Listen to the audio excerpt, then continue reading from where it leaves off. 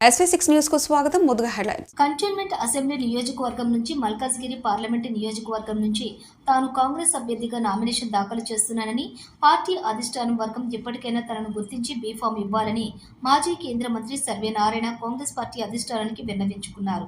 తాను కాంగ్రెస్ పార్టీని నమ్ముకుని వివిధ హోదాల్లో పార్టీలో పనిచేస్తూ కన్నతల్లి కన్నా ఎక్కువగా సోనియా గాంధీ నన్ను ఆదరించి జనరల్ సీట్లో కూడా పార్టీ టికెట్ ఇచ్చి పార్లమెంటు సభ్యుడిగా మల్కాజ్గిరి నుంచి పోటీ చేసే అవకాశం ఇచ్చి మంత్రిగా చేశారని, ఇలా ఆదరించిన నాకు ప్రదేశ్ కాంగ్రెస్ కమిటీ సర్వేల పేరిట నాకు అన్యాయం చేసిందని, ఆ ఫేక్ సర్వీస్ పునరాలోచించాలని ఆయన విజ్ఞప్తి చేశారు.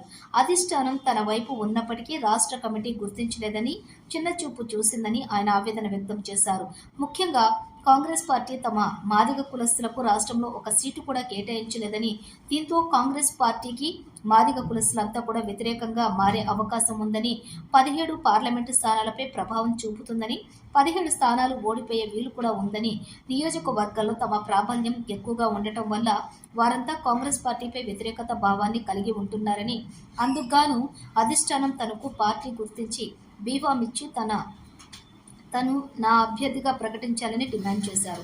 లేకుంటే తాను నిరసన గల మెత్తవలసి వస్తుందని చెప్పి తన కులస్తుల తరపున న్యాయ పోరాటం చేస్తారని, స్వతంత్ర అభ్యర్థిగా అయినా సరే రంగంలో ఉంటానని చెప్పి నొక్కి ఒక్కాణించారు. ముఖ్యంగా బీజేపీ నుంచి వచ్చిన అభ్యర్థికి టికెట్ ఇవ్వటం, అతన్ని అర్హత గుణగణాలు పరిశీలించాక టికెట్ ఇవ్వటం న్యాయమైందని ఆయన అన్నారు.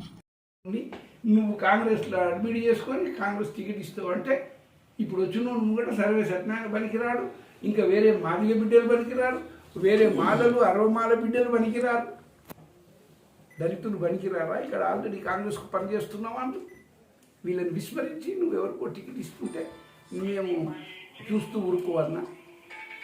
ప్రజలందరూ కదిలిండ్రు, ఓటర్లు కదిలిండ్రు, కార్యకర్తలు కదిలిండ్రు, అభిమానులు కదిలిండ్రు. ఈనాడు అన్నా నువ్వు నడుం బిగించు, నువ్వు ఊరికే కూర్చుంటే కాదు, కళ్ళు మూసుకుంటే కాదు, దీనికి నువ్వు ఉద్యమించారన్నా. నువ్వు రా, ఎమ్మెల్యేగా పోటీ చేయి, మేము గెలిపిస్తాం.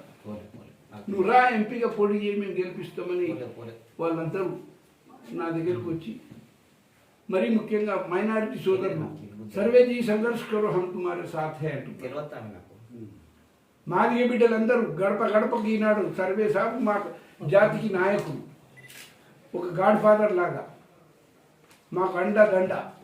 ఇలా అయిన ఎక్కడ కానియకుండా చేస్తే మేమేమైపోవాలి, కాబట్టి మేము కాపాడుకుంటామని వాళ్ళు గదులుమంటుంటారు. కాబట్టి 2 సీట్లు మేము గెలిచి చూపిస్తా అండ్ కాంగ్రెస్ను గెలిపిమని యావత్ తెలంగాణ ప్రజలను కూడా కోరుతా. ఆ విధంగా అన్ని సీట్లు మనకు రావాలి.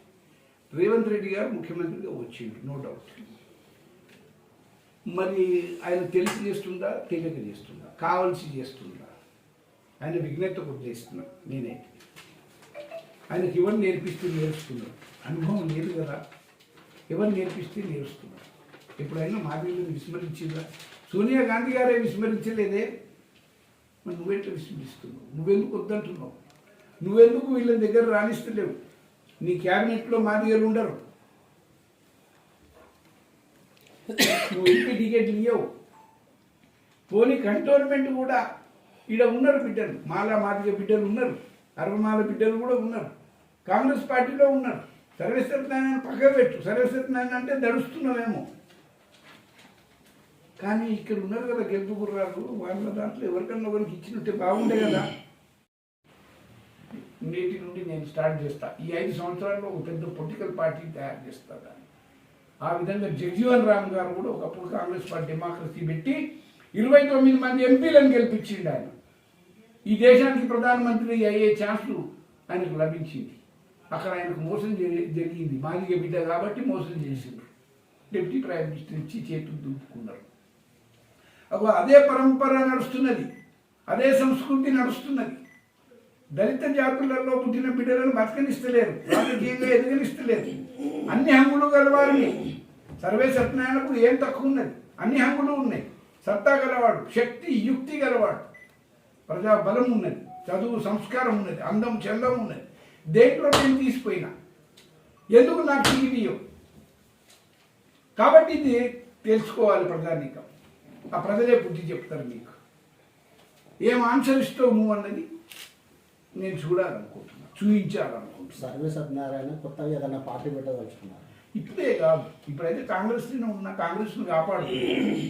కాంగ్రెస్ బలపడుతుందని నేను అనుకుంటా.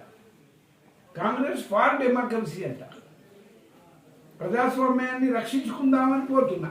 అందరూ ఏకమై అందరూ ఒక తాటి మీదకి వచ్చి రక్షించుకుందాం రా అని నాతో చేయగలిగితే అదే కాంగ్రెస్ పార్టీ.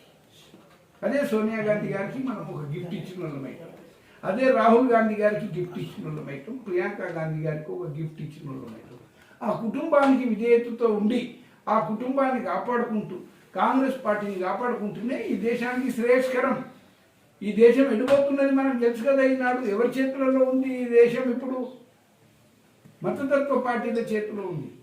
2 సార్లు ప్రభుత్వానికి వచ్చి ఈ దేశాన్ని అల్లకల్లోలం పాలు చేసిండ్రు.